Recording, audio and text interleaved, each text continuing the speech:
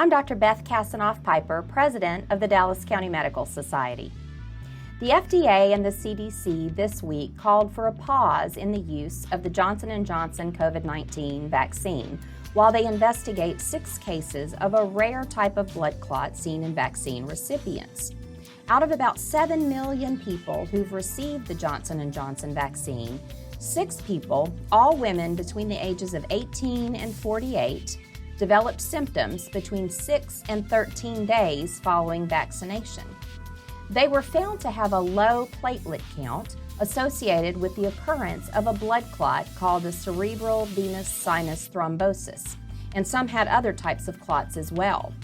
This type of blood clot is rare and occurs in about 5 cases per million people each year.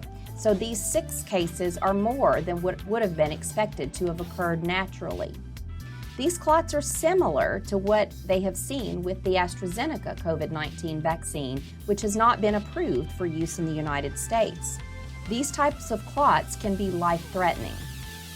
If you received the Johnson & Johnson vaccine more than 3 weeks ago, then you are no longer considered at risk.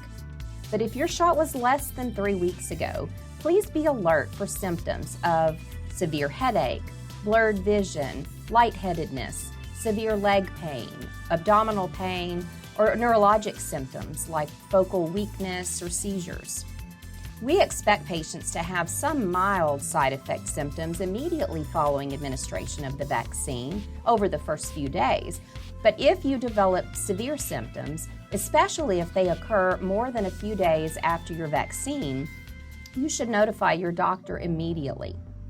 Because these clots are associated with a low platelet count, which is not common in cases of clotting, there is specific testing recommended, including a blood test called platelet factor 4 antibody, and the treatment requires alternative medications rather than the typical anticoagulant drug, heparin.